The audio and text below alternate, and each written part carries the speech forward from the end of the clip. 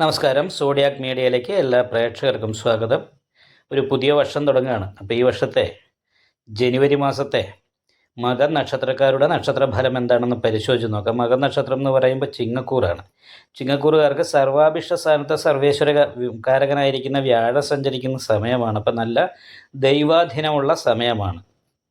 എന്നാലും അഷ്ടമത്തിലാണ് ശനി സഞ്ചരിക്കുന്നത്.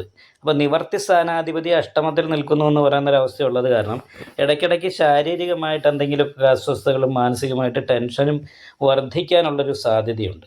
കാരണം എന്താ വെച്ചെന്നാൽ ലഗ്നത്തിൽ നിൽക്കുന്നത് ഘടനകാരകനായിരിക്കുന്ന കേതുവാണ്. അപ്പോൾ സന്തോഷിച്ചിരിക്കുമ്പോൾ പെട്ടെന്ന് ടെൻഷൻ ഉണ്ടാകുക, മൂഡ് ചേഞ്ച് ആയിക്കൊണ്ടിരിക്കുക, അതേപോലെ ഇടയ്ക്കിടയ്ക്ക് തലവേദന ഉണ്ടാകുക, ഇങ്ങനെയുള്ള കാര്യങ്ങൾക്ക് യോഗമാണ്. അതുപോലെ 7ാം ഭാവത്തിൽ രാഹുവാണ് നിൽക്കുന്നത്.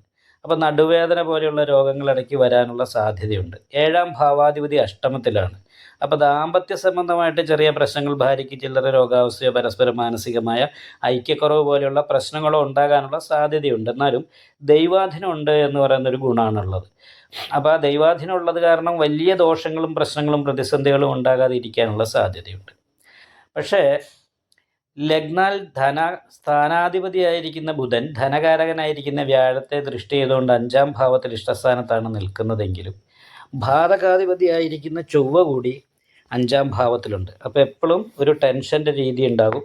അപ്പോൾ ഒരു സന്തോഷിച്ചിരിക്കുമ്പോൾ പെട്ടെന്ന് ടെൻഷനാകുക, അതേപോലെ തന്നെ ഒരു രോഗവും ഇല്ലാതെ പെട്ടെന്ന് ഇരിക്കുന്ന സമയത്ത് പെട്ടെന്ന് എന്തെങ്കിലും ചെറിയ രോഗങ്ങൾ ഉണ്ടാകുക, അതൊന്ന് ശരിയായി കഴിയുമ്പോഴത്തേ അടുത്ത രോഗം വരിക. അപ്പോൾ ആ രീതിയിലുള്ളൊരു അവസ്ഥയ്ക്ക് യോഗം ഉണ്ടെങ്കിലും ദൈവാധീനമുണ്ട്.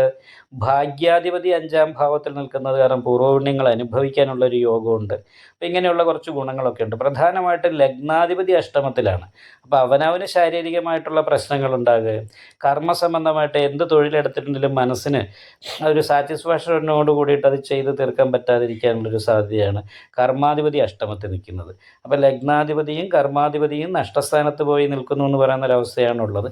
പക്ഷേ 15ാം തീയതി വരെ ഈ പറയുന്ന പ്രശ്നങ്ങളൊന്നുമില്ല. 15ാം തീയതി വരെ വളരെ നല്ലതാണ്. 15ാം തീയതിക്ക് ശേഷമാണ് ഈ പറയുന്ന രീതിയിൽ തൊഴിലിൽ ചെറിയ പ്രശ്നങ്ങൾ ഉണ്ടാകുക, അതേപോലെ തന്നെ അവനവൻ ചെയ്യുന്ന നല്ല ഉദ്ദേശത്തോട് ചെയ്യുന്ന കാര്യങ്ങൾ ദോഷമാകുക, എന്തെങ്കിലും ശാരീരികമായ അസ്വസ്ഥതകളും പ്രശ്നങ്ങളും ഉണ്ടാകുക, ഇങ്ങനെയുള്ള കാര്യങ്ങൾക്കുള്ള യോഗം ഉണ്ടാകുന്നത്. പിന്നെ 11ാം തീയതി ആ ചൊവ്വയും ബുധനും കൂടി അഷ്ടമത്തിലേക്ക് മാറിക്കഴിയുമ്പോൾ മൊത്തത്തിൽ ചതുർഗ്രഹയോഗം അഷ്ടമത്തിൽ വന്നു. അപ്പോൾ അഷ്ടമം എന്ന് പറയുമ്പം ഒരു ഗ്രഹങ്ങൾക്കും ഇഷ്ടമില്ലാത്ത സ്ഥാനമാണ്. അവിടെ നിന്നിട്ട് ശുഭഫലങ്ങൾ ഒരു ഗ്രഹവും കൊടുക്കില്ല എന്ന് പറയുന്നൊരവസ്ഥയുണ്ട്. എന്നാൽ അവിടെ നിൽക്കുന്ന ബുധൻ കീർത്തി കൊടുക്കാനുള്ള യോഗമുണ്ട്. അപ്പം കീർത്തി 4 പേർ അറിയപ്പെടുന്ന രീതിയിലുള്ള പ്രശസ്തി കിട്ടാൻ യോഗമാണ് അഷ്ടമത്തിൽ ബുധൻ നിന്നാൽ. പക്ഷേ ഈ ചൊവ്വയും സൂര്യനും ഒക്കെ അവിടെ നിൽക്കുന്നത് കാരണം കൊണ്ട്, അതായത് ബാധകാധിപതിയോട് ചേർന്ന് നിൽക്കുന്ന കാരണം ദുഷ്കീർത്തി പോലെയുള്ള കാര്യങ്ങൾ വരാതിരിക്കാൻ പ്രത്യേകമായിട്ട് ശ്രദ്ധിക്കണം.